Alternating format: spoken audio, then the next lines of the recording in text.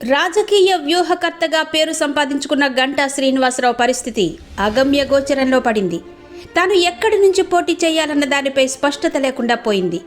Party మారిపోతారని కొంతమంది, లేదు TDP నుంచే పోటీ చేస్తారని మరికొంతమంది. ఇలా ఎవరికి వారు అనుకుంటున్నప్పటికీ గంటా శ్రీనివాసరావుకు మాత్రం ఎటూ తేల్చుకోలేని పరిస్థితి ఏర్పడినట్టు తెలుస్తోంది. వాస్తవానికి గంటా శ్రీనివాసరావు పరిచయం అక్కరలేని వ్యక్తి. ఈ నేత ఇప్పటి వరకు ఏ ఎన్నికల్లోనూ ఓడిపోలేదు. 1999లో తొలిసారి టీడీపీ తరపున అనకాపల్లి ఎంపీగా విజయం సాధించారు. 2004లో అదే పార్టీ తరపున చోడవరం ఎమ్మెల్యేగా గెలుపొందారు. ఇక 2009లో ప్రముఖ సినీ నటుడు చిరంజీవి ఏర్పాటు చేసిన ప్రజారాజ్యం పార్టీలో చేరి అనకాపల్లి నుంచి ఎమ్మెల్యేగా విజయం సాధించారు. ఇక 2014లో టీడీపీలోకి వచ్చి భీమిలి నుంచి గెలుపొందారు. 2019లో మళ్లీ నియోజకవర్గం మార్చి విశాఖపట్నం నుంచి గెలుపు బావుట ఎగరవేశారు. పార్టీ ఏదైనప్పటికీ ఓడిపోకుండా గెలవడం అనేది ఆయన స్పెషాలిటీగా చెప్పుకోవచ్చు.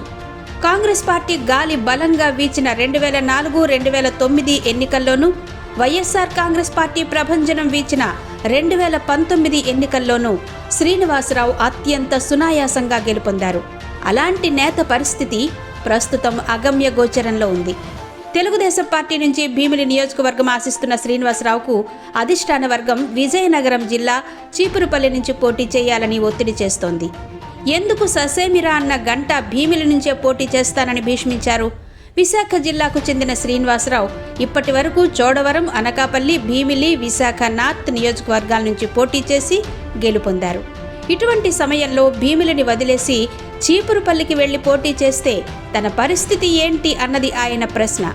తెలుగుదేశం పార్టీ, బీజేపీ, జనసేన అలయన్స్తో ఉండడంతో అధిష్టానం ఎక్కడ ఆదేశిస్తే అక్కడి నుంచే పోటీ చేయాల్సిన పరిస్థితి ఏర్పడింది.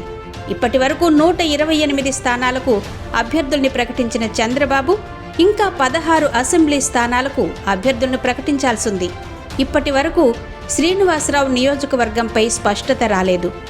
మంచి వ్యూహకర్తగా పేరు సంపాదించుకున్న శ్రీనివాసరావు తెలుగుదేశం పార్టీతో గొడవ పడకుండానే అధిష్టాన వర్గం సూచనతో జనసేన పార్టీలో చేరి భీమిలి నుంచి పోటీ చేసే అవకాశాలు ఎక్కువగా కనిపిస్తున్నాయి.